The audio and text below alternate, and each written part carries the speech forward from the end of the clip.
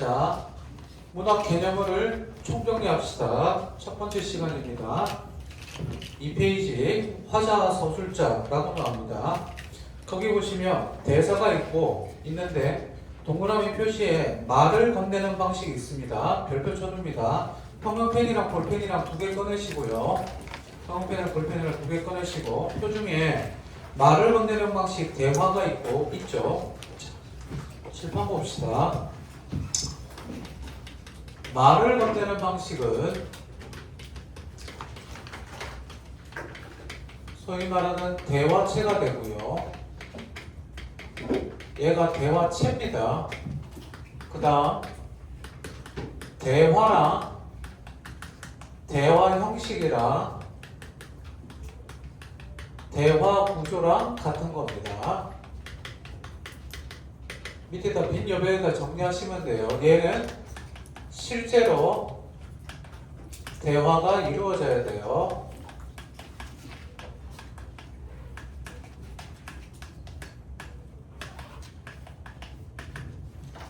대표적인 예가 송미인곡 생각하시면 돼요. 송미인곡은 감녀와 을녀가 실제로 대화를 나누고 있죠. 실제로 대화가 이루어져야 된다는 게 첫 번째입니다. 다음, 말을 건네는 방식.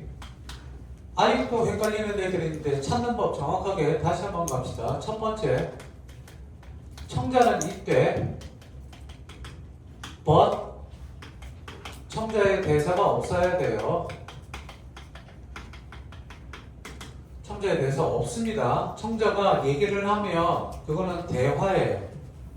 자, 청자는 이때 청자가 없어야 돼. 청자의 대사가 없어야 돼요. 됐지? 아이야, 그지?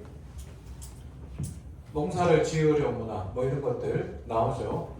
두 번째, 청자가 없다 하더라도 청자가 없더라도 종결함리에서 뭐를 보시냐면 청유형, 명령형, 상대높임법,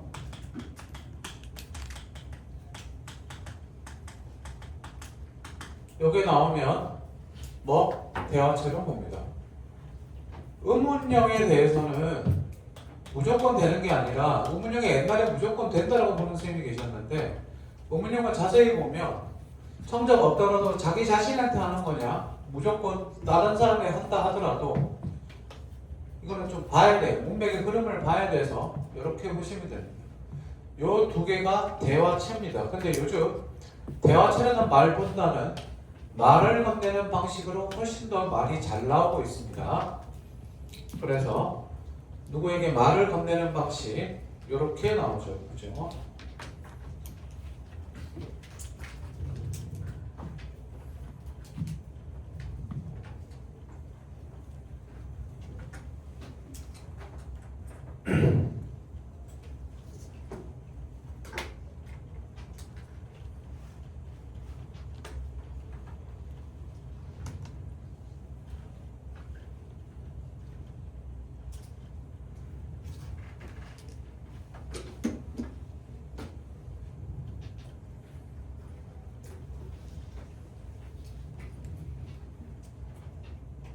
정리 다 됐습니까?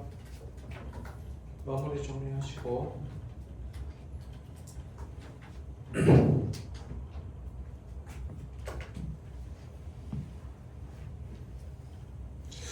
이거 난 닮았다고 사진을 한번 보내놨는데 수업하고 있는데 에어드랍으로 보냈어요. 닮았니? 아 이거 좀 너무한 거 아니야? 뭐?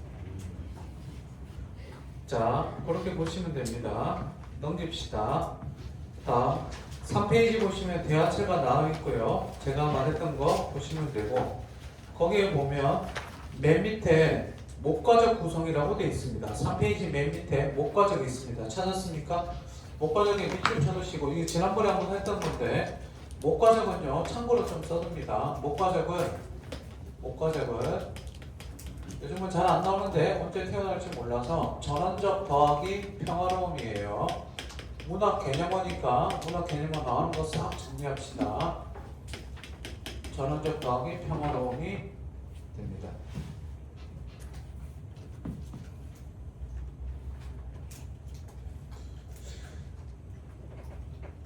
자, 썼으니까 4페이지 봅시다. 자, 시점 갑니다. 중학교 때부터 했던 시점이죠. 1인칭과 3인칭으로 나뉘고요. 주인공, 관찰자, 전지적, 작가, 관찰자 다 알 거고요. 1인칭 주인공 시점은 서사보다는 주인공의 내면 심리 위주입니다. 내면 심리 위주. 그래서 1인칭 주인공이 나오면 요거 찾는 게 가장 핵심이 돼요. 기본적으로 서사니까 얘기는 되지만, 그치? 그런데 얘랑 나누는 기준이 뭐죠? 1인칭과 3인칭을 나누는 기준은 뭐라고 그랬죠? 나, 너 그게 아니라 뭐라고 그랬어요? 서술자의 위치라고 그랬습니다. 서술자의 위치. 여기 평가에서 아직도 요거 가끔 나오니까 얘는 서술자가 작품 어디에 있죠? 작품 안에 있죠. 얘는 작품 밖에 있습니다. 개념은 총정리니까 얘들아 자기가 아는 것도 많이 나오고 모르는 것도 가끔 나올 거예요. 여기 지금 1등급부터 4, 5등급까지 스펙트럼이 지금 넓게 있어요.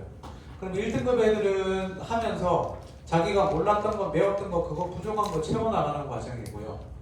그러니까 몰랐던 거 예를 들어서 10개 중에 한 두세 개가 있었다면, 한두 개가 있었다면 나머지 점수가 조금 낮은 친구들은 좀 더 많이 채우겠죠. 10개 중에서 한 대여섯 개씩 채워나가면 됩니다.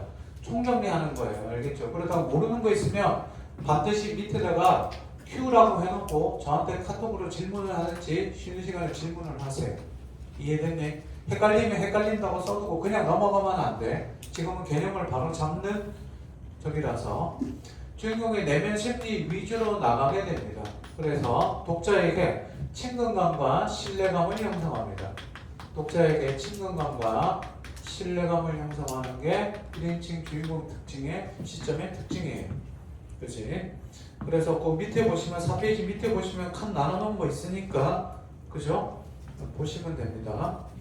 자, 근데 1인칭 관찰자는 지금 얘가 얘기하는 거 5페이지에 있어요. 근데 5페이지는 나중에 니네가 보시고 그냥 여기다 쓰세요. 지금 쓰면서 보세요. 있는 거 뻔히 아는데 쓰면서 외우는 게 훨씬 낫습니다. 1인칭 관찰자는 내가 내 얘기하는 게 아니라 말 그대로 내가 나라는 서술자가 다른 대상, 타인을 얘기하는 거죠. 타인을 얘기하는 건데 여기서 주요 인물은 당연히 누구다? 얘가 주인공이다. 얘가 주인공이고 얘가 주요 인물이라는 거 기억해 두시고요. 나는 그러면 뭐가 됩니까? 부수적 인물입니다. 부수적 인물인데 자 여기서 중요한 게 뭐냐면 나의 내면 심리는 당연히 묘사합니다. 이거 잘 보세요. 니들이 이거 헷갈리는데 1인칭 관찰자는 나의 내면 심리를 얘기하니까 내가 주인공인처럼 아는데 내가 주인공이 아니에요.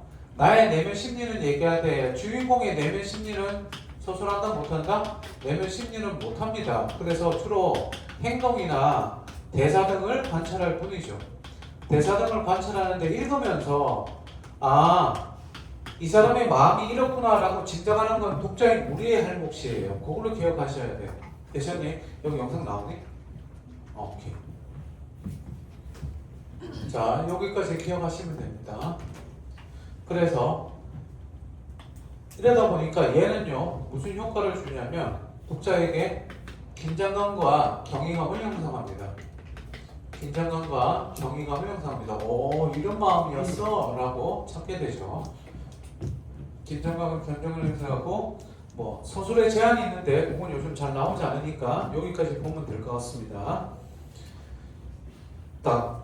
전지적 작가 시점은 다 아시죠? 전지적 작가 시점은 인물이 모든 걸 다 얘기하는데 여기서 알아둬야 될 거 하나만 봅시다. 여기다 좀 쓸게요. 지난번에 한번 써줬었는데 다시 한번 봅니다. 평권에서 전지적 작가는 시험 문제에 나올 만한 건 얘입니다. 자, 서술자가 예를 들어서 이렇게 인물이 예를 들어서 공두랑 비슷한 게 뭐니? 공유, 원빈 이렇게 있다고 칩시다. 기분이 나쁘면 욕을 해. 비웃지 말고 이 새끼들아. 서술자가 얘가 작품이면요. 서술자가 작품 밖에서 아시고 이 인물들의 내면을 전부 다 내면 심리를 전부 다 서술해 나갑니다. 이게 우리가 흔히 알고 있는 전제적 작가 시점이 되는데 요거 꼭 기억합니다. 서술자가 공두, 공유, 원빈의 모습을 얘기합니다.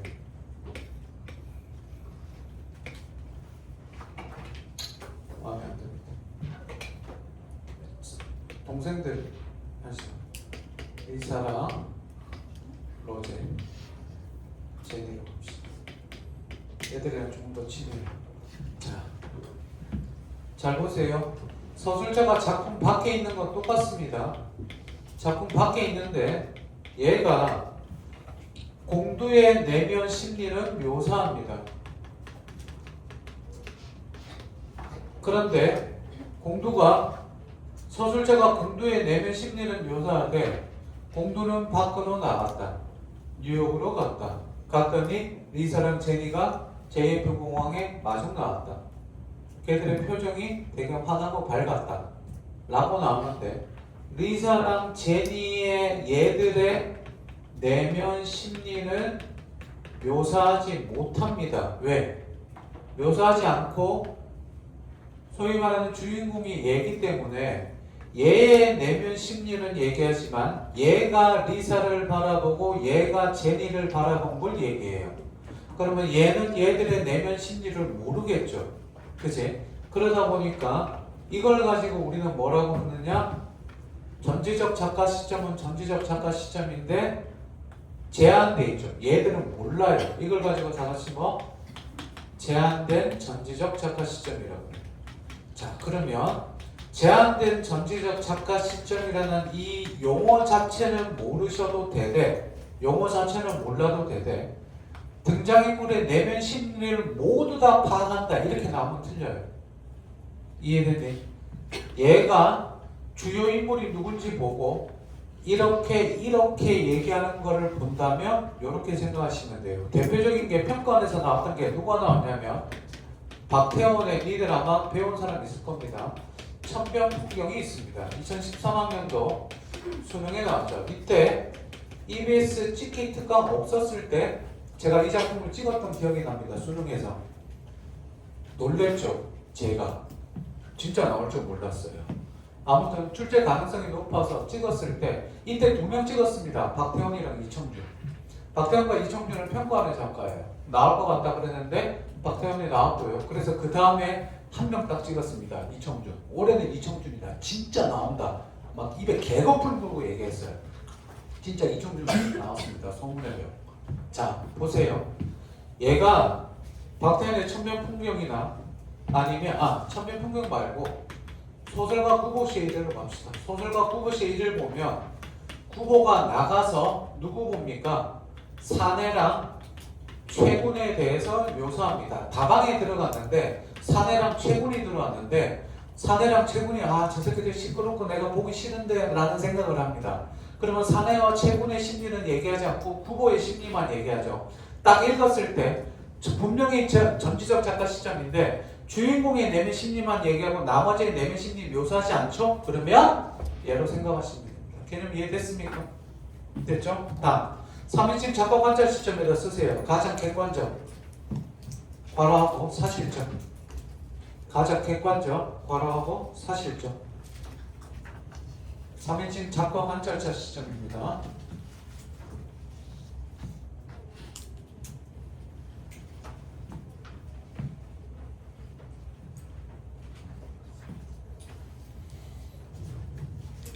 자, 됐습니까? 그래서 다음 페이지 넘겨보시면 5페이지 보시면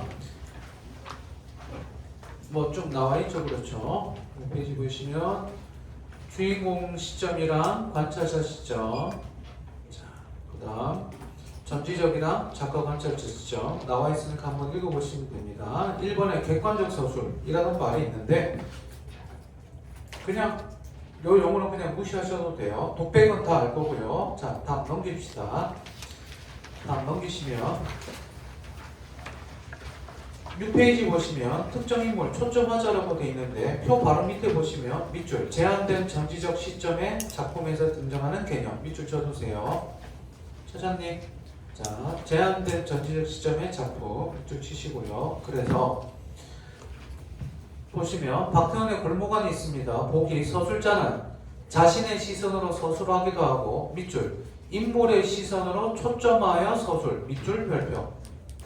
자, 샵에 서술자 인물의 시선 찾았습니까? 가운데 있습니다. 거기에 인물의 시선으로 초점하여 서술 칠판 보세요. 인물의 시선으로 초점하여 서술 얘 얘기입니다. 주목. 인물의 시선으로 초점하여 서술 얘 시선으로 얘 얘기하는 거예요. 얘 시선으로 얘 얘기하는 거예요.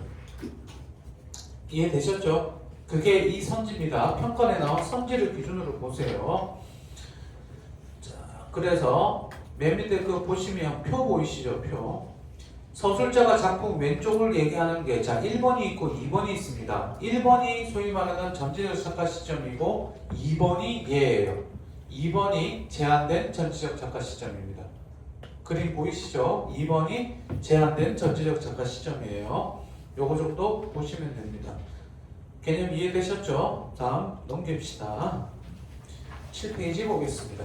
넘어가고 제가 중요하다고 표시하는 것들 위주로 잘 보시고 수업 끝나고 반드시 이번 주 내로 처음부터 끝까지 쭉 한번 읽어보시고 복습 한번 하시면 됩니다. 그래서 개념을 평가는 시험 문제가 표현상 특징은 문학에서 세네 문제는 꼬박꼬박 나오니까 잘 봐줍시다.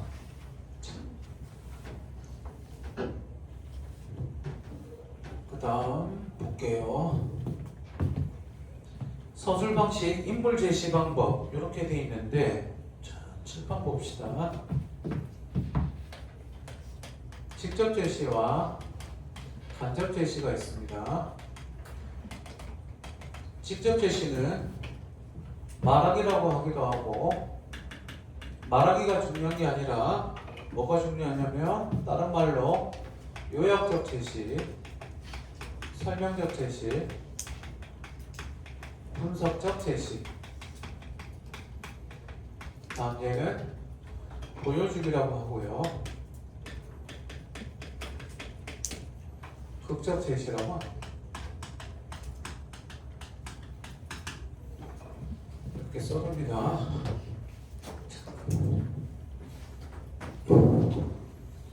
표 있으니까 다 표에다 쓰세요.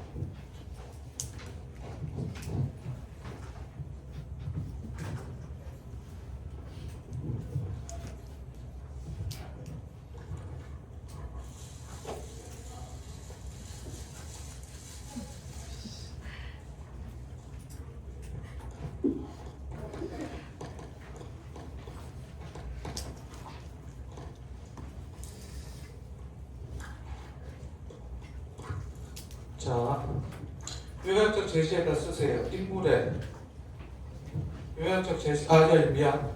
흑적 제시에다 씁니다.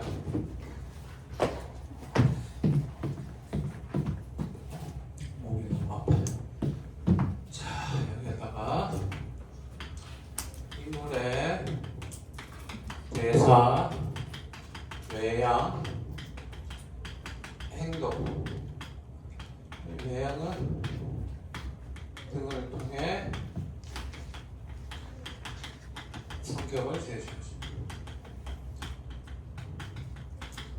근데 거기에 인물 제시 방법인데 성격을 제시하는데 여기서 말하는 성격이라는 거는 심리, 정서, 태도를 말합니다. 요즘 평가원에서 제일 많이 나오는 단어는 요약적. 분석이랑 비슷한데 요거 볼게요.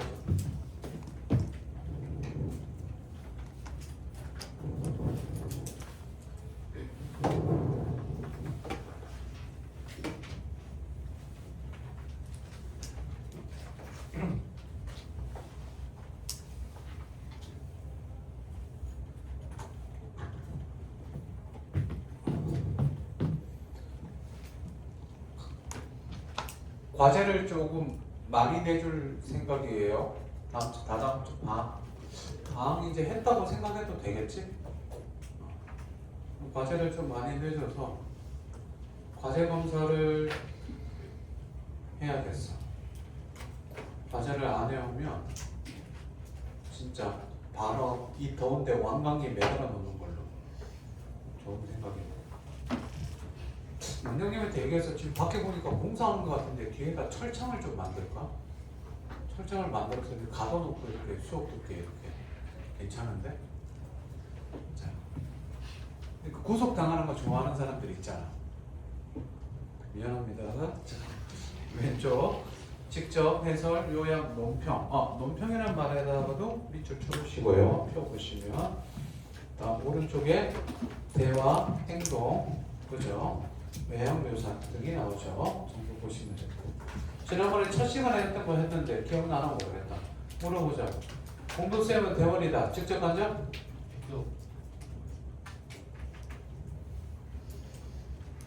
아 씨발 대머리가 심리야? 대머리가 정서야? 아니 그거는 니네가 나를 보는 게 태도고 이 새끼들아. 공부쌤은 대머리다가 직접 제시야 간접 제시? 간접 제시지. 그지? 내가 성격이냐고. 대머리가 성격이 내가 아니 씨발 뭐라고? 대머리가 성격이냐? 아니라고. 그지? 까먹지 마. 알겠니?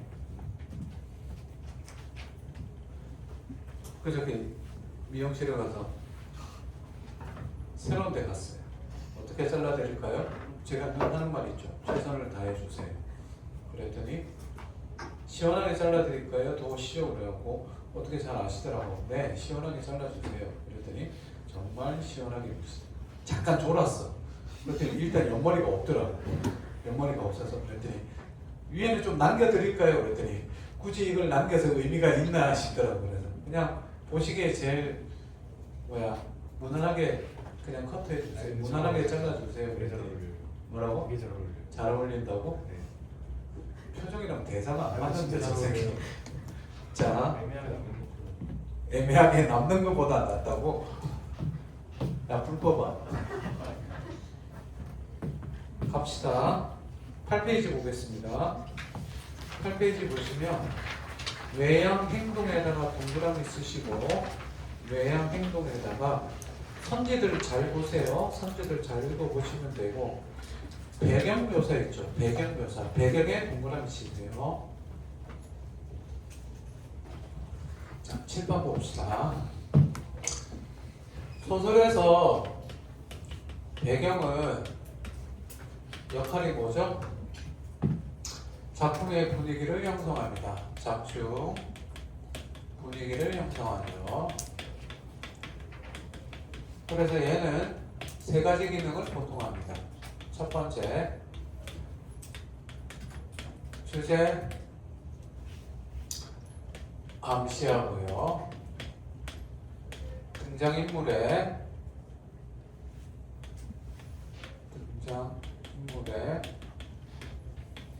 심리를 간접 제시합니다.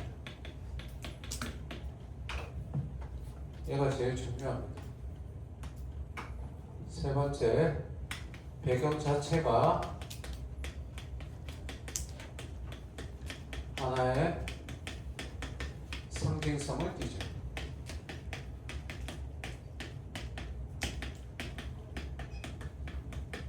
근데 왜 얘가 중요한지 지금부터 설명하겠습니다. 자, 2번 보시면 등장인물의 심리를 간접 제시할 때 배경이 등장인물의 심리와 조금만 같을 때가 있고 다를 때가 있어요. 이렇게 써줄게요. 다시 한 번 더. 배경과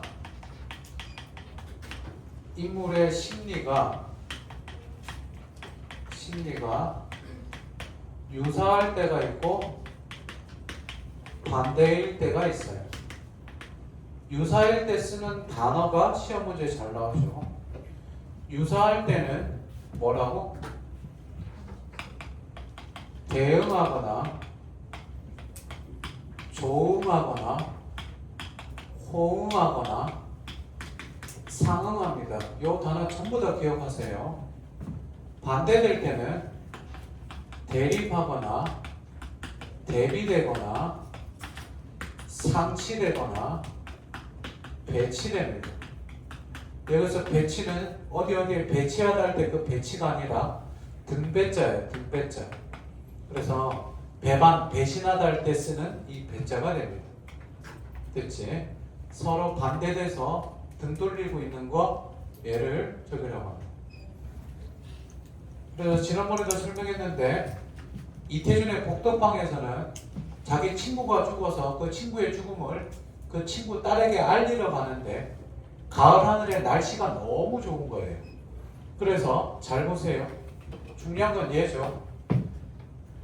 비슷한 거랑 반대되는 것에서 시험 문제 더 잘 나오는 건 얘입니다. 서로 반대되는 게 시험 문제 잘 나오는데 이 반대되는 게 하는 목적이 뭐죠?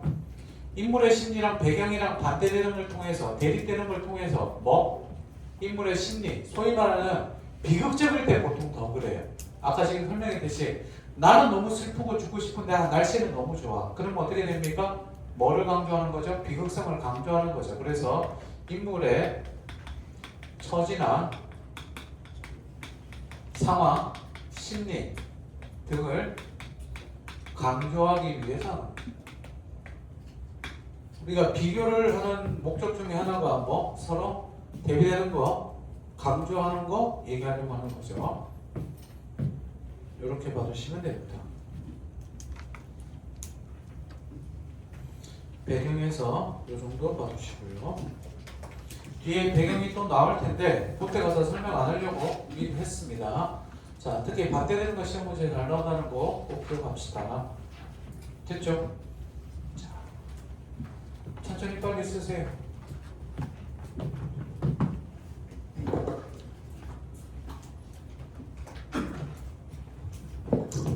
옆에서 지금 고1 애들 세트 내신 관련된 거 그거 특강하고 있어요.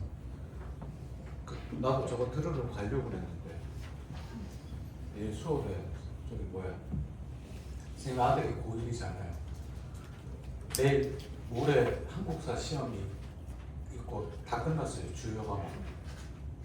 영어 몇 점 맞았어? 그랬더니 우와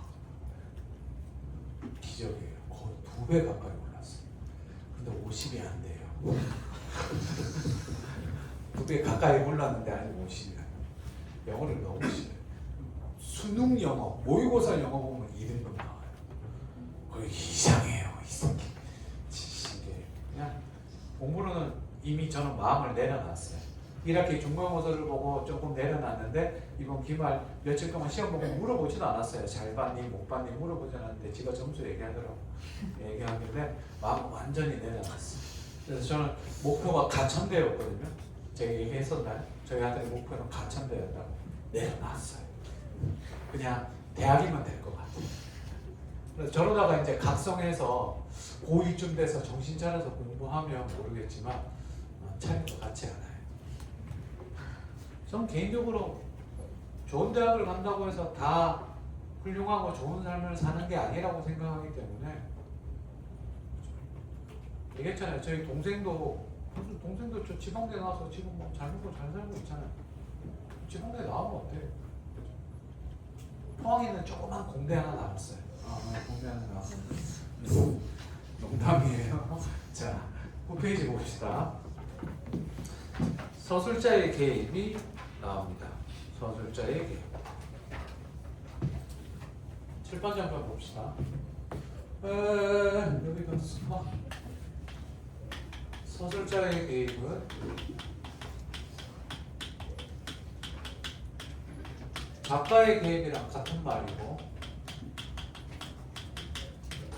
편집자적 논평이랑 거의 비슷하다고 보시면 되는데 엄밀히 따지면 이 편집자적 논평은 작가의 개입에 포함되는 개념이에요. 얘가 범위가 좀 더 좁은 작가의 개입 중에 편집자적 논평이 있는 것 뿐인데 그냥 거의 비슷하다고 보셔도 됩니다. 수능에서 이거 굳이 구별하지 않습니다. 이게 작가의 개입이니 편집자적 논평이니 이렇게 물어보지 않는다. 작가의 개입은 주로 고전소설에서 많이 나오죠.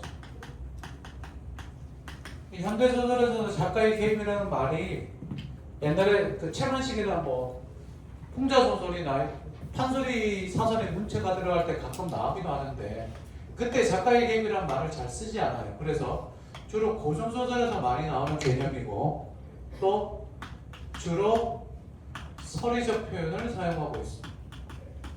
서리적 표현으로 작가의 개입을 쓰고 있죠. 이거 기억해 둡니다. 그래서 작가가 서술자가 진행되는 사건이나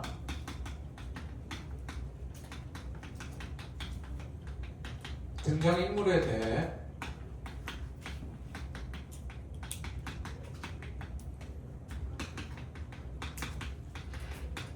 평을 하거나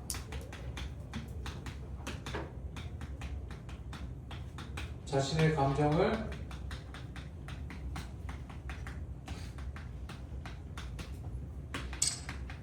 노출, 표현하는 것 작가의 개입입니다.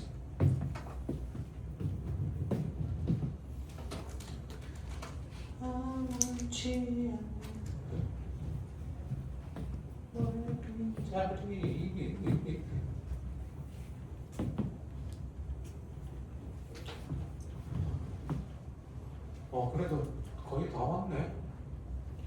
이제는 밖에 없네. 자, 그래서 이 정도 개념 이해하시면 되죠. 그래서 밑에 보시면 서술자의 개입해갖고 편집자적 논평, 감정의 노출, 독자에게 말을 건네는 것. 자, 독자에게 말을 건네는 거 표 보고 있습니까? 독자에게 말을 건네는 거 이런 거죠. 쉬 구경하는 양반들아 내 말 좀 들어보소. 이해됐니? 이게 뭡니까? 판소리 사설의 문체가 되죠. 이 정도 보시면 됩니다. 그래서 서술자의 개입이랑 편집자의 논평 거의 같은 개념으로 생각하셔도 돼요. 자, 10페이지 봅시다. 10페이지 보시면 의식의 흐름 기법이 있습니다. 의식의 흐름은 뭐 이런 의식의 흐름은 니들이 평상시에 쓰는 게 의식의 흐름이잖아. 그래 안 그래? 그죠? 영상 찍은 지 몇 번 됐니? 30이고.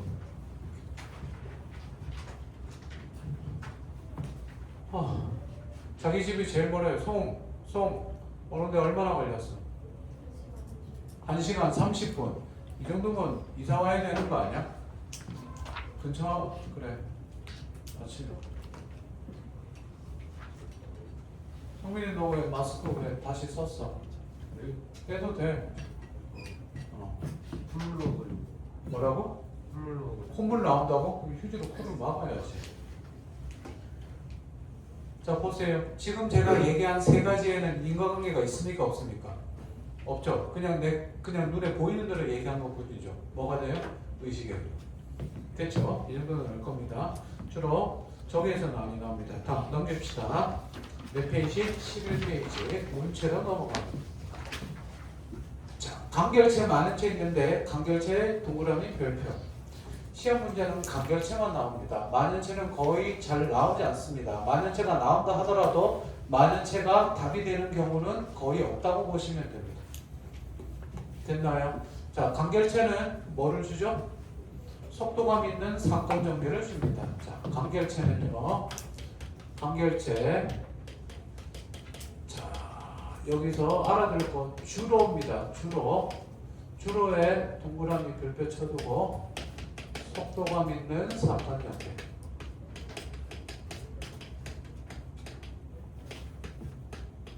왜 이래 분필이? 주로 속도감 있는 사건 전개입니다. 주로 속도감 있는. 대체 쌤 어느 정도 긴 게 되나요? 그러면 시험지에서 한 줄에서 살짝 넘어간다고 생각하시면 돼요. 한 줄에서 한 줄 살짝 넘어가는 거. 주로 속도감 있는데 자 간결체가 무조건 속도감 이거 아닙니다. 요것만 기억하세요. 간결체가 무조건 속도감 아니야. 됐지? 무조건 속도감 아닙니다. 그 정도 보시면 되고요. 심포 사용은 안 보셔도 됩니다. 다음 12페이지. 고어체, 문어체 있는데 후배는 다 아시죠? 고어체는 뭐예요?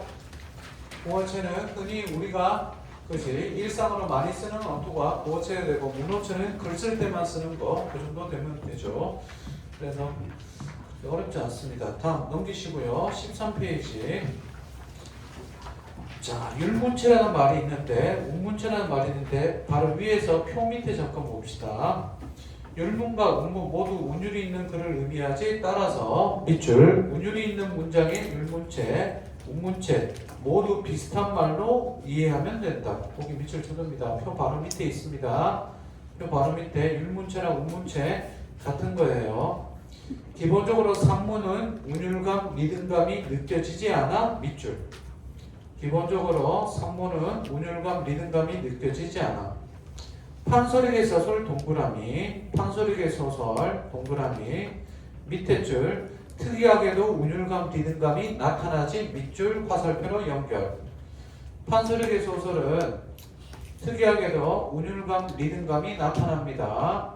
판소리계 소설의 대표적인 게 우리가 흔히 알고 있는 판소리계 소설 나중에 한번 정리합시다. 일단 뭐 흥부가, 춘향가, 심청가, 수궁가, 적벽가 여기에다가 뭐 옹고집전 이런 것들도 있고요. 꽤 많아요. 판소리가 다산마당이 제일 중요하고 그다음 12마당으로 넘어가기도 합니다. 있다는 거 정도 봐주시면 돼요. 그래서 판소리계 소설은 운율감을 느끼는데 자, 잘 보세요. 운율감이라는 말을 정리를 해봅시다. 자, 여기다 정리를 합시다. 운율감 똑같은 걸로 뭐 리듬감이죠. 운율감과 리듬감은 같은 말이고요. 첫 번째 정리하는 거, 두 번째, 세 번째.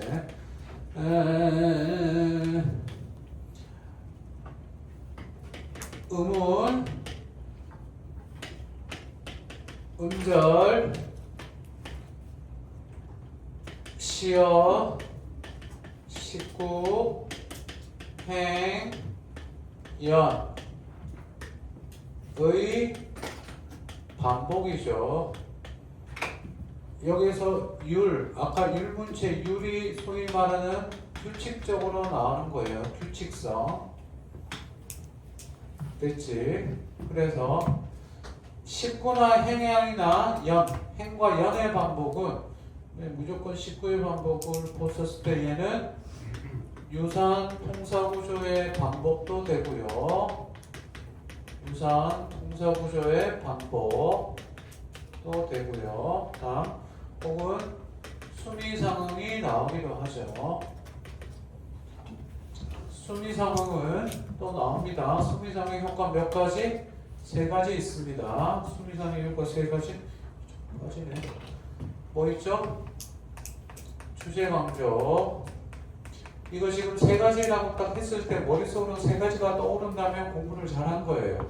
근데 떠오르지 물어봤는데 떠오르지 않는다 그러면 제가 쓰면 정리하셔야 돼요.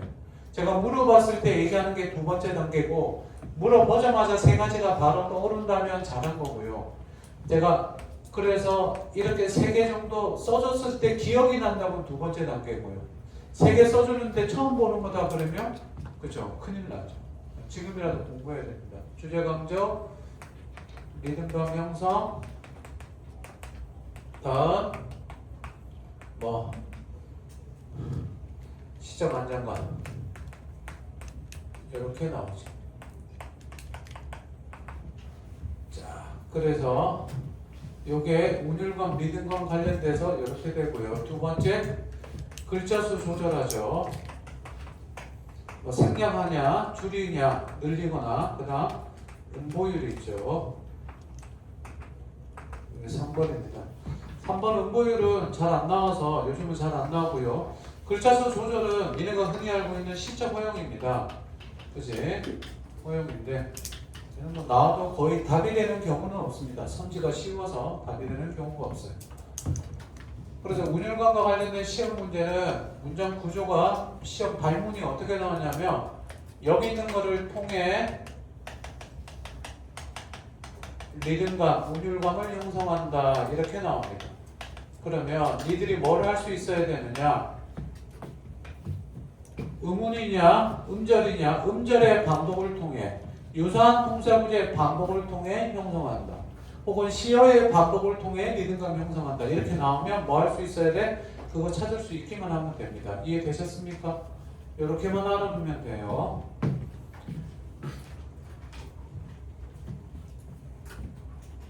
되셨니? 다음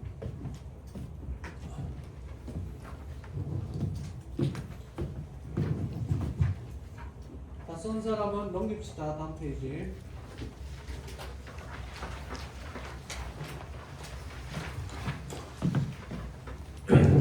산문시, 이야기시 있는데 얘는 시가 말 그대로 얘기식으로 쭉 그냥 풀어나가는 거죠. 뭐 이 정도 개념은 다 알고 있을 겁니다.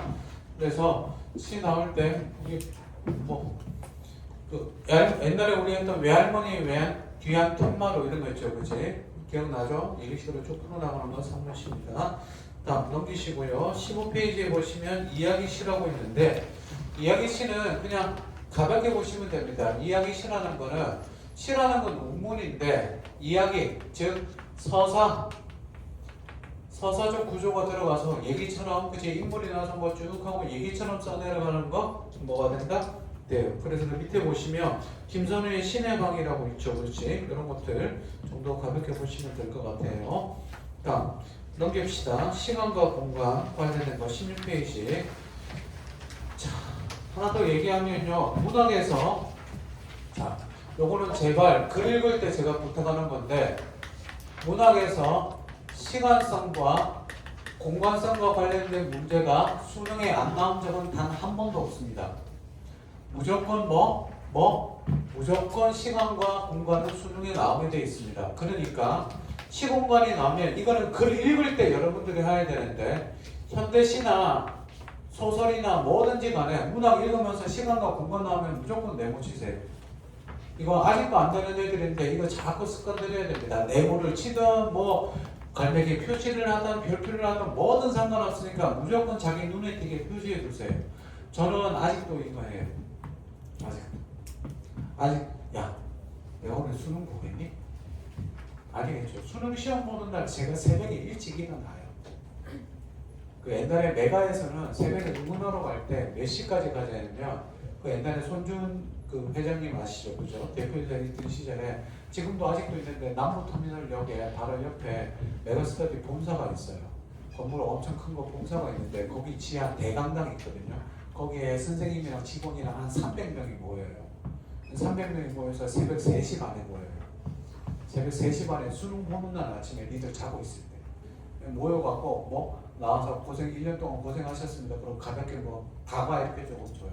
그리고 4시에서 5시 사이에 찢어줘요. 각 해당 지역 학원으로 찢어요. 미리 배당이 다 배정이 다 나와요. 한 학교에 선생님이랑 직원 합쳐서 한 5명에서 6명 가요. 아침에 뭐 하느냐고 니들 아침에 등원할 때 나눠줘요. 화이트랑 그 뭐니 그 컴사 이거 말고 컴사는 다 주니까 화이트랑 말고 조그만 거 학원 광고 겸해서 뭐 있죠 나눠줘. 딱 가면 애들 수능 응원하고 있잖아요. 불 피워놓고 응원하고 있어요. 그러면 그 애들도 주고 다 줘요. 새벽에 나와. 재밌어요. 세상에 6시 반에 오는 애들 있어요. 학교에. 도대체 왜 물어봤더니 자기도 작년에 고3 때 6시 반에 갔대요. 왜 그랬더니 자리에 빨리 익숙해지고 자리랑 친해져야 된대요. 그래서 내가 얘기했어요. 너 니네 12시간 있으면 헤어져 이 새끼야. 왜 친해져야 돼? 그랬더니 편하게 시험 봐야 된대요. 그래서 어떤 놈들은 뭐 하냐면 책상 바꾼대요. 책상. 그래갖고 얘기했어요. 책상에 수험표 붙어 있어 이 새끼야. 바꾸면 어떡하라고. 어떻게 해요? 뭘 어떻게 뭐 종이를 끼우든지 뭘 해야 되지. 바꿀 수 있는 게 의자밖에 없어요. 책상 못 바꿔요. 그 테이프 떼갖고 뭐 그것도 바꿀 거네 수험표도. 그리고 전날 학교 가서 저거 하는 애들 있어요. 교실 가서 미리 자리 확인한대요. 교문 닫혀 있습니다. 전날 그 학교까지는 갈 수 있어요. 그 정문 닫혀 있습니다. 못 들어갑니다. 아무튼 너무 일찍 가지 마세요. 우리의 등원 시간은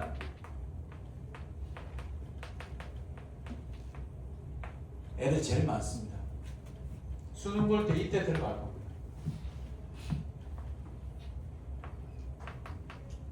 이러면 안 됩니다. 위험합니다. 제가 얘기했죠. 수능 늦으면 어떻게 하면 된다? 늦었다. 학교까지 가는데 20분 걸려. 25분 걸려. 눈 뜨니까 7시 반이야. 잣됐죠. 어떻게 하라고? 와! 스님 설마 늦잠 잘까요? 잡니다. 왜? 서로 믿어서. 엄마는 애를 믿죠. 에이 설마 수능인데 안 일어날까? 애들은 누굴 믿어요? 엄마 아빠를 믿죠. 설마 수능인데 안 깨워줄까? 그리고 둘 다 못 일어납니다. 긴장해서. 애는 늦게 자고. 7시 반에 눈 뜨죠? 잣됐죠. 자 미래 얘기합니다. 수능이 다 됐으니까. 잘 들어. 절대 후닥닥거리지 마. 시간이 30분밖에 없어. 가는데 20분 걸려. 10분 안에 모든 걸 다 해야 돼. 하지 마. 막 놀래서 일어났지. 엄마 그럼 엄마 진정해. 도시락 싸줘. 엄마 보고 도시락 싸줘. 그러고 니들은 뭐해? 밥을 처먹어. 아침을 가볍게 먹어. 가볍게 먹고 전날 준비 세팅이 다 돼 있어야겠지. 우리가 수능날 가져갈 수능보기 한 달 전에 수능 행동 지침 요령으로 해서 A4 28장 내가 나눠줄 거야. 거기에 수능 보러 갈 때 내가 가져가야 될 간식까지 내가 지정해 줄 거야. 요거 둘 중에 초이스를 옵션을 줄 테니까 그 중에서 내가 선택해서 가져가면 돼. 늦었다. 아침 먹으면서 엄마 보고 도시락 싸주세요. 도시락은 또 싸가야 돼. 아침 안 먹어. 도시락 싸달라고 그러고 치과법과를 하기 전에 어디에? 경찰에 전화. 112 전화하세요. 전화해서 딱 3마디만 하시면 돼요. 여보세요, 안녕하세요. 경찰입니다. 뭘 도와드릴까요? 수험생이에요. 늦었어요. 살려주세요. 딱 3마디만 하고 그러면 집 전화로 걸면 주소가 바로 뜨는데 핸드폰을 걸면 주소가 어딥니까? 그러면 무슨 마을번 몇동 몇 호입니다. 네 알겠습니다. 그러고 딱 끊어. 그리고 양치를 하지? 양식을 입을 헹구는 순간 띵동 그래. 얘들아 경찰 아저씨들은 생각보다 니들 가까이 있어. 진짜 가까워. 그날은 얘들아 수능 보는 날 아침은 니들이 왕이야. 수능 딱 끝나는 순간부터 니들이 호구거든. 호객님이 돼. 호객님이 되는데 그날만큼 왕이야. 내가 얘기했잖아. 아침 응원하는데 어떤 애가 학생인데 7시 반쯤이야. 택시 잡으려고 하는데 그때 카톡 택시가 없을 때 택시 잡으려고 택시가 안 잡히는데 갑자기 택시가 큰 길 가는데 택시를 쭉 쓰더니 정장 입은 한 30대 중반 후반에 내리더니 가방 들고 내리니 수험생이에요. 그래. 내 바로 옆에 있었거든. 길거리에 담배 피우고. 그랬더니 수험생이에요. 그랬더니 늦었죠. 그랬더니 네. 타세요. 먼저 타고 가요. 그리고 태우고 그 아저씨 내리고 그 아저씨 다음 택시 잡아갖고 가. 그날 아침만큼 니들이 왕이야. 아침 난. 살려주세요 그러지? 경찰을 딱 타지? 야 경찰 아저씨들 수능 보는 날 아침에 전국에 있는 모든 경찰 아저씨는 뭐가 되는 줄 알아? 학교 가지 20분 걸리지 한 7분에서 10분 안에 해결합니다. 왜? 그날 아침에 모두 정록 생명이 됩니다. 모든 분이 녹색으로 바뀝니다. 네 그러고 그냥 갑니다. 20분 걸 30분 걸릴 거 10분이면 또 저거죠. 그래서 그리고 참고로 이제 경찰차는 안에서 안 열리는 거 아니? 안에 이 손잡이 이게 없어. 다 임의적으로 다 떼. 왜? 그 범죄들이 도주 우려가 있어서 밖에서 문 열어줘야 돼. 안에서 문 안 열립니다. 많이 타봤어? 자 아무튼 그래서 나중에 타보세요. 그리고 항상 해마다 얘기하지만 항상 늦는 놈들이 있습니다. 스펙타클한 얘기는 다음에 합시다. 16페이지에 보시면 순차적 졸려하네. 순차적에다 옆에다 쓰세요. 추고식. 순차적에다가 쓰세요. 추고식. 순차적 구성과 얘는 똑같은 말이 추고식이에요. 추고식. 넘깁시다. 다음 순환적이라는 말이 있는데 순환적은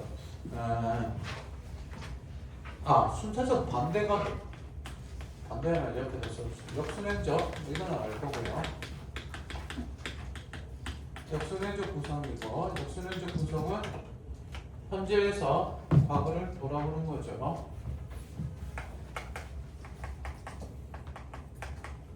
과거로 갔다가 다시 돌아오기도 하고 현재로 다시 돌아오기도 합니다.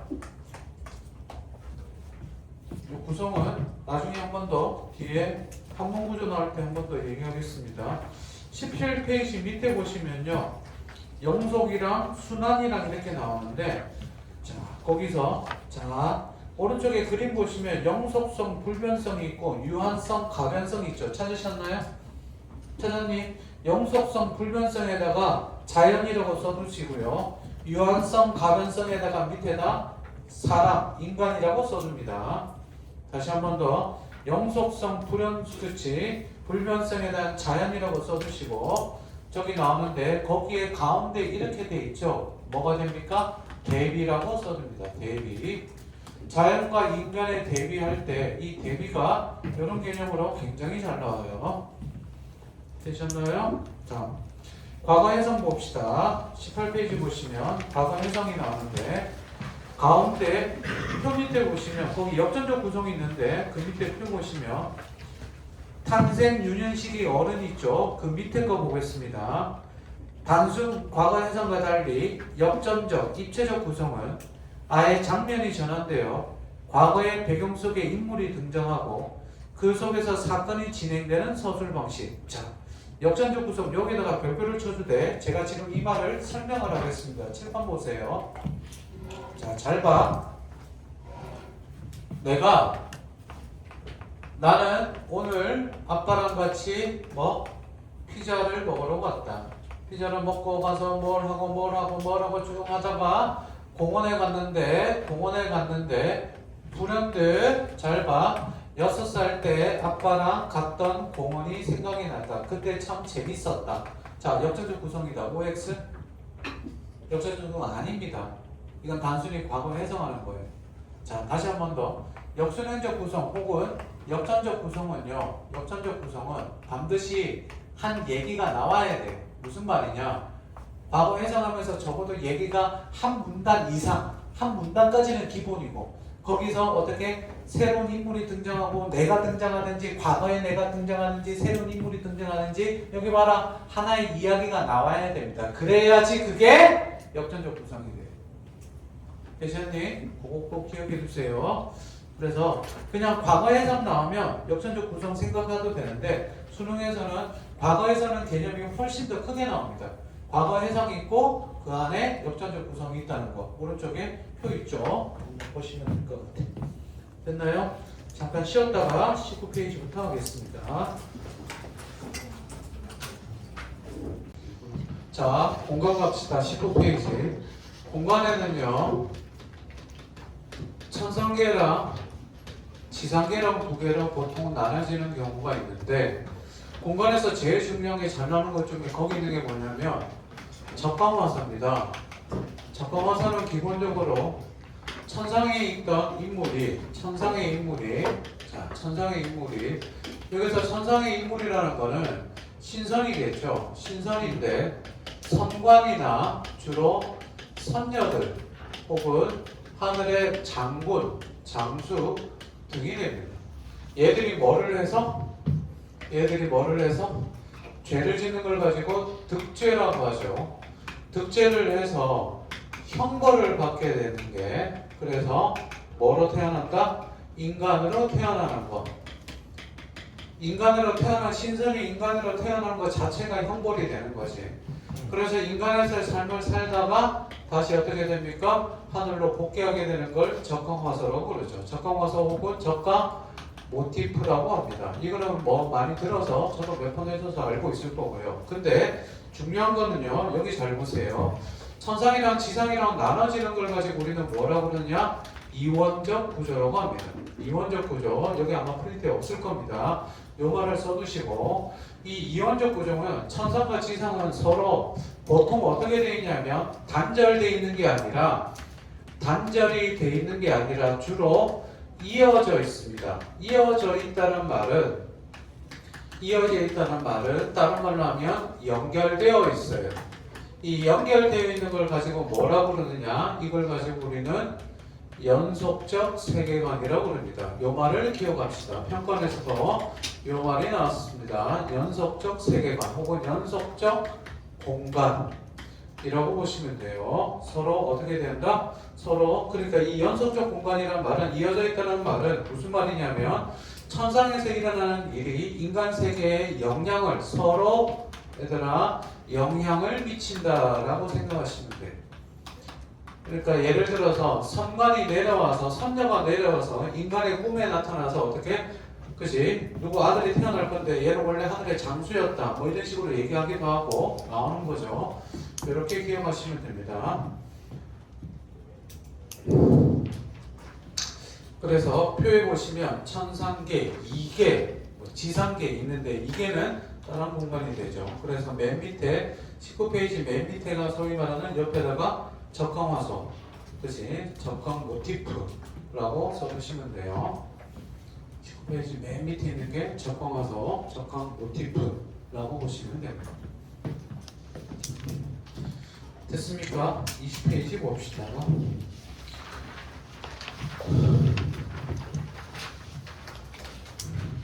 이번에는 평가원에서도 대관제 목유록이라고 고전 3번 6강에 나옵니다. 수특에. 그 시험 본 애들은 아시겠죠? 거기 보시면 목유록계 소설이랑 몽자류 소설이 있는데 두 개 뭐 구별하는 데는 크게 문제가 안 나오지만 뭘 알아둬야 했냐면 얘들이 환봉구조라는 거는 알아야 됩니다. 환봉구조는 평가를 몇 번 나왔고 기본적으로 환봉구조의 가장 대표적인 게 구운몽이라든지 혹은 옥루몽 이런 것들, 작년에 나왔던 강도목유록 혹은 이번에 평가안에 나왔던 수능 특강에 나온 대관제 목유록 이런 것들이 됩니다. 자, 이 환봉구조는 알다시피 어디에서? 현실에서 인물이 꿈을 꾸게 되고 꿈을 꾸고 다시 현실로 돌아오는 구조로 되어 있다는 것. 그 다음 현실에서 꿈을 꿀 때 여기를 가지고 우리는 뭐라고 그러고? 인몽이라고 그러고 여기를 할 때 강몽이라고 합니다. 그래서 몽자르 소설은 꿈속의 인물이 다른 새로운 인물이 나올 때가 많아요. 새로운 인물이 나오고 저기 대관제 목유록처럼 목유록계 소설은 현실의 인물이 그지 기존 인물이 그대로 나오기도 합니다. 어쨌든 요거는 그렇게 크게 중요하지 않은데 여기서 중요한 거는 여기 얘기가 꿈의 얘기가 완전히 다른 얘기라서 이걸 가지고 우리는 환봉구조에다가 저기 이제 역전적 구성이 아니라 액자식 구성이 되기도 하죠. 이렇게 정도 알아둡니다. 구성 가지고 관련돼서 환봉구조랑 관련돼서 요거는 시험 문제 요 정도 나옵니다. 그래서 용어 자체를 전부 다 알아두시고 인몽, 강몽 용어 자체 전부 다 알아두시면 돼요. 그래서 액자식 구성이라는 거 정도까지 봐주시면 됩니다.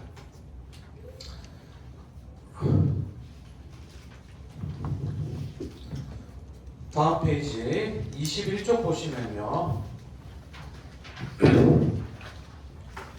21쪽에 기행이 나옵니다. 자, 기행문인데 몇 번 설명했지만 얘들아 기행 고전에서 기행가사 작년 6평에 동류가 나왔거든요.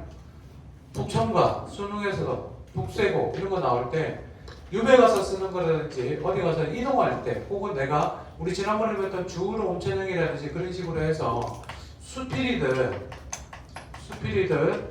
고전 가사에서 기행문이 굉장히 잘 나옵니다.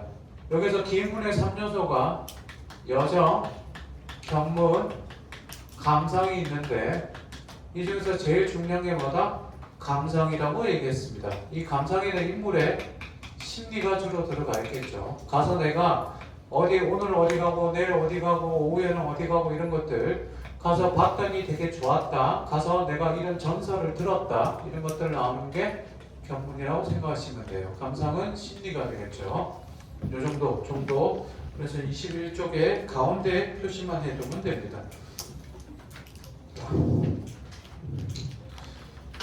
소설의 구성 22페이지 봅시다. 소설의 구성에서 알아둬야 될 거는 두 가지 정도만 받으면 되는데 거기에 병렬식 구성이 있습니다. 병렬식 구성은 그냥 말 그대로 얘기가 그치? 그냥 쭉 얘기가 두 개 이상의 얘기가 나오는 거죠. 근데 이 병렬식 구성 중에 뭐가 있냐면 좀 얘기가 개념이 나는데 입체식이 있습니다. 입체식, 입체적이라는 말. 자, 칠판 보세요.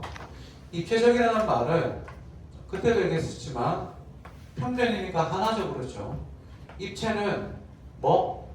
12개, 3개, 4개, 5개, 6개까지 나오는 게 입체가 되는데 즉 하나의 이야기가 아니라 두 개 이상의 이야기가 동시에 진행되면 입체적 구성입니다. 다시 한 번 더.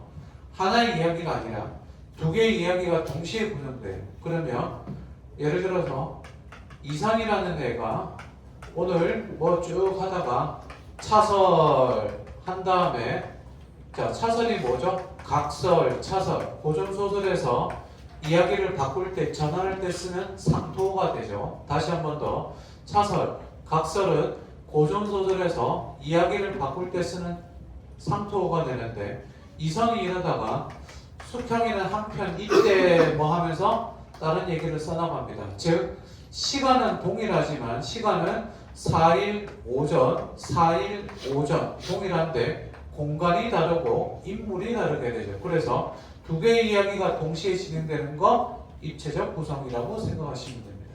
됐습니까? 수능에 나온다면 저는 개인적으로 구성과 관련돼서 수능에 나온다면 입체적, 역전적, 액자식, 병렬식 정도 이 정도만 알고 있으면 수능 볼 때 무리가 없을 것 같습니다. 됐나요? 자, 그래서 22페이지 밑에만 한번 읽어보시면 됩니다. 딱 23페이지 암시, 복선 나오는데 복선은 거의 다 뭐 다 알 거고요. 딱 24페이지 모티프 나옵니다. 모티프는 화소라고 되어 있죠. 화소는 말뜻부터 씁시다. 이야기의 소재라는 뜻입니다. 화소는 이야기의 소재라는 뜻입니다. 화소는 이야기의 소재라는 뜻입니다. 밑에 기본전이 나오는데 적강 모티프 거기에 별표 쳐두시고 제가 아까 설명은 다 했습니다. 설명 다 했으니까 모티프, 적강 모티프 꼭 한번 다시 읽어보시고 봐주시길 바랍니다. 특히 꼭 표현 쪽으로죠. 이 표는 꼭 기억하세요. 자, 다음 25페이지 보시면 영웅 모티프라고 나옵니다. 영웅 모티프라고 나오는데 읽어볼게요. 영웅 모티프는 니들이 흔히 알고 있는 영웅 소설의 구조라고 생각하시면 됩니다.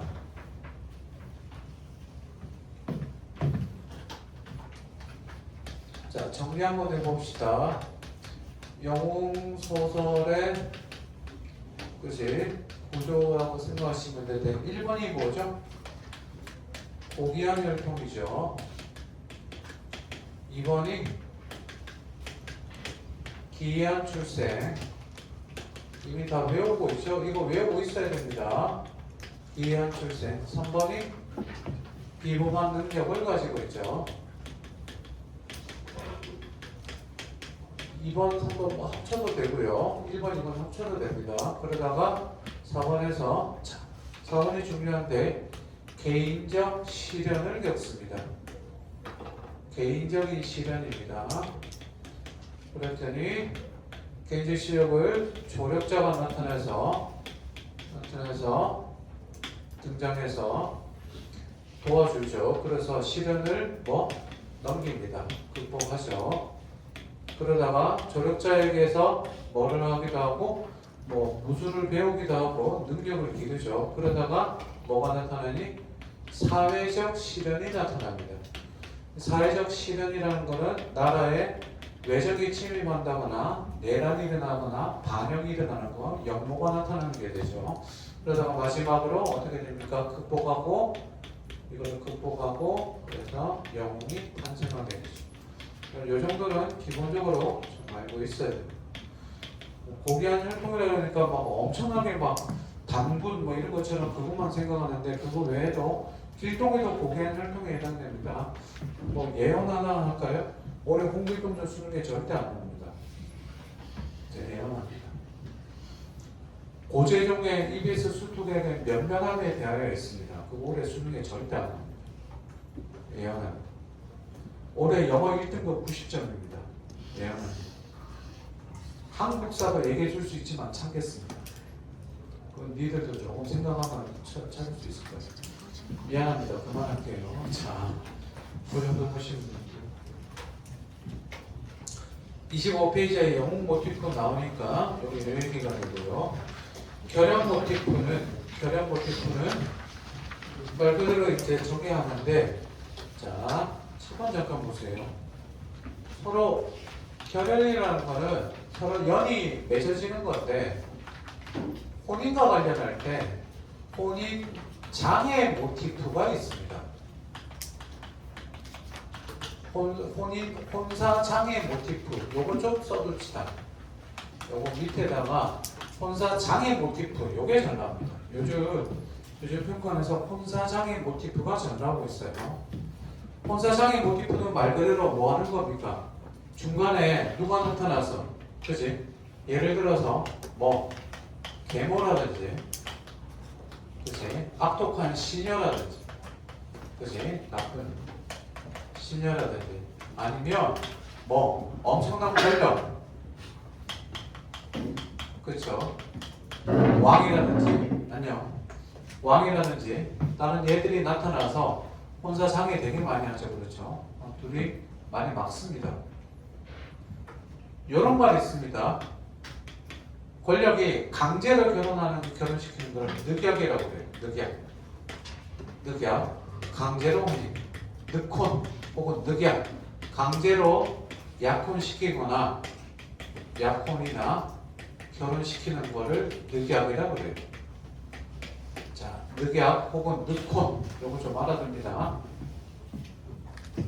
강제로 결혼시키는 걸 늑약 혹은 늑혼이라고 합니다.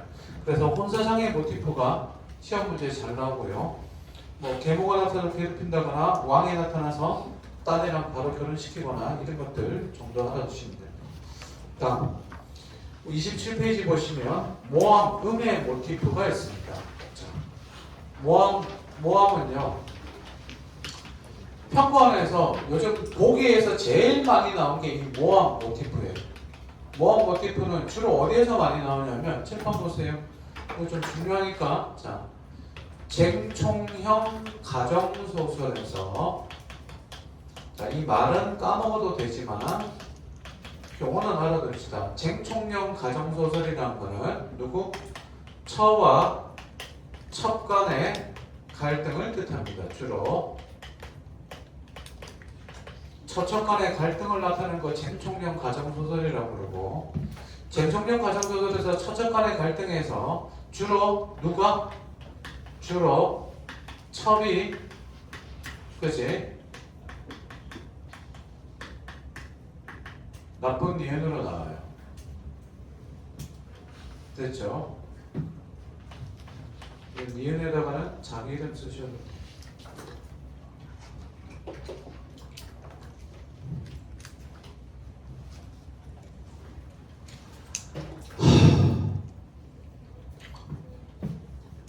됐습니까? 모함 모티프, 음의 모티프 꼭 알아둡니다.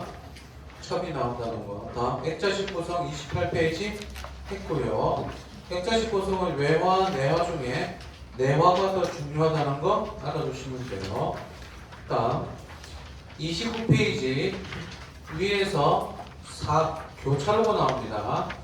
교차인데 교차는 몇 번 나오기는 했는데 주로 이제 꿈과 현실의 교차가 제일 많이 나옵니다. 얘는 가볍게 보시면 돼요. 근데 뭐 답이 된 적이 없습니다. 그래서 29페이지에는 꿈과 현실의 교차 제목에다가 형광펜을 하나 쳐주시고요. 다음 페이지 현재와 과거의 교차도 밑줄 하나 쳐주시면 돼요. 제목에다 밑줄 쳐주시고 여러분들이 읽어보시면 됩니다. 다음 31페이지에 보시면 제목 다 밑줄 치셨나요? 31페이지 보시면 영웅소설의 구조가 나옵니다. 영웅소설의 구조 그죠? 1, 2, 3, 4, 5, 6 정도 받으시고 아까 제가 칠판에 다 써놨으니까 보시면 될 것 같습니다. 다음 32쪽 갈등을 봅시다. 갈등에는 크게 내적 갈등, 외적 갈등이라는 말이 있는데 자 갈등에다가 이렇게 써줍니다. 자 제가 얘기했었죠. 여기 보세요. 나는 얘를 싫어하지 않아요. 근데 얘는 속으로 나를 싫어해요. 앞에서 보는데 눈부시고 막 그러고 선글라스 껴도 안 될 정도로 눈부시면서 짜증이 나기 시작했어. 그래서 잘 보세요. 나는 얘를 안 싫어하는데 얘는 나를 싫어한다. 갈등이 된다 안 된다? 갈등됩니다. 주로 이거 자 보세요. 흉보도 이쁘다. 나 줘라. 나 줘. 돼 안 돼? 안 되지 잡아. 주세요. 싫어요. 주세요. 싫어요. 이것만 갈등이라고 생각하지. 그렇지? 오케이? 이것도 당연히 갈등이죠. 사귀자. 싫어요. 사귀자. 싫어요. 당연하죠. 그치? 니들도 보세요. 사귀자고 얘기할 때마다 다 거절당했죠.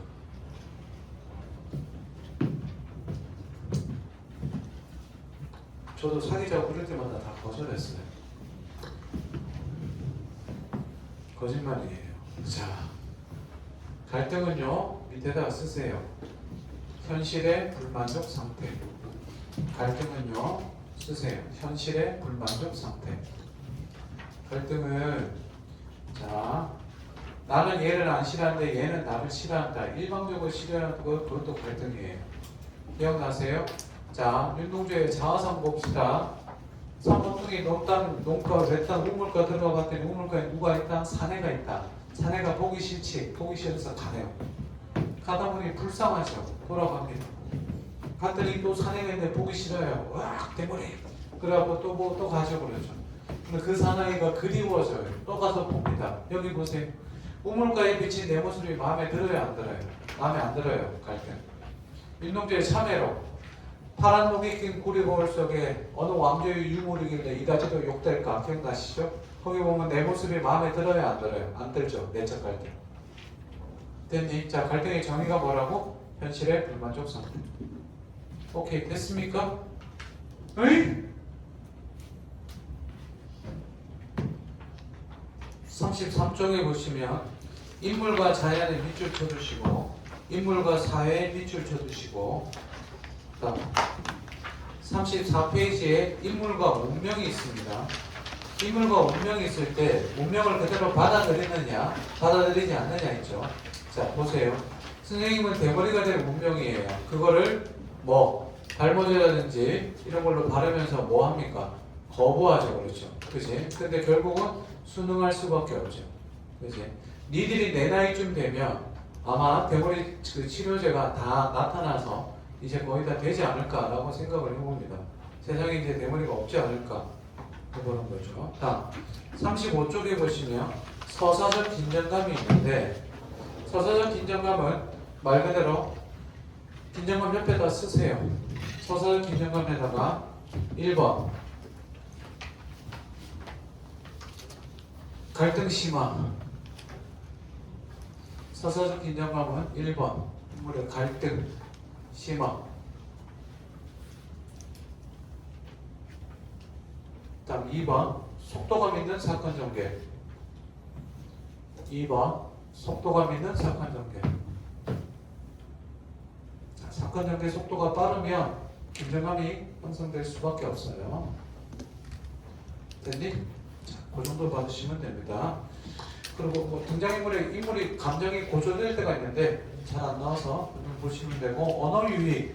언어 유희는 판소리계 소설, 고전 소설에서 많이 나오죠. 그렇죠? 됩니다. 다음 마지막 36쪽 봅시다. 시적 긴장감. 지금부터 시적 긴장감 설명할 텐데 잘 들으세요. 심판 봅시다.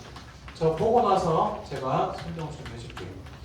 이 시적 긴장감이 뭐냐면 이게 한 2, 3년 전에 처음 평가에 나왔는데 아니다 2009년도니까 처음 나왔을 때 스님들 당황했어요. 저도 당황했어요. 시적 긴장감이 도대체 처음 보는 개념이에요. 그래서 제가 뭘 했냐면요. 집에 시론이라고 시 이론과 관련된 책이 있는데 이렇게 두꺼운 게 이렇게 큰 책이 있어요. 우리나라 시론이 유명한 게 윤정현 시인이랑 뭐 이렇게 몇 명 뭐 학자들이 있는데 찢어봐다가 그래서 찾아보고 나서 시적 긴장감이 뭔지를 찾아서 설명을 해줬는데 못 알아들어요. 근데 말이 개념이 좀 어렵기도 하고 그러면서 시적 긴장감이 몇 번이 나왔는데 얘들아 여기 보세요. 우리는 국문과가 아니죠. 수능 시험을 보는 고3이잖아요. 그죠? 그러다 보니까 시적 긴장감과 관련된 건 이렇게 설명해 드릴게요. 잘 들으세요. 나왔던 걸 평가에 나왔던 시적 긴장감 문제를 전부 다 분석해 보니까 이렇게 나옵니다.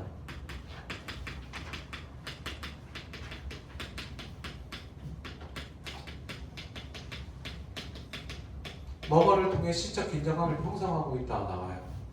봤더니 그래서 성질을 분석했더니 얘는 다 맞아요. 이걸로 답이 되는 경우는 없어요. 그러니까 니들 시적 긴장감이 나오면 긴장하지 말고 뭐를 보느냐? 앞에를 보세요.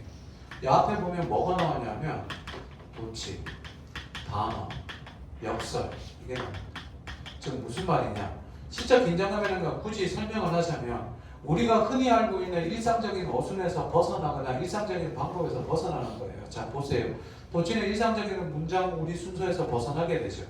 그지? 그래서 시적 긴장감이에요. 반응은 평상시에 우리 하는 거에서 반대로 얘기하죠. 그래서 시적 긴장감이에요. 됐니? 역설도 마찬가지고. 그래서 시험 문제 잘 들었어요. 앞으로 시적 긴장감 나오면 이것만 보시면 됩니다. 이게 있냐 없냐.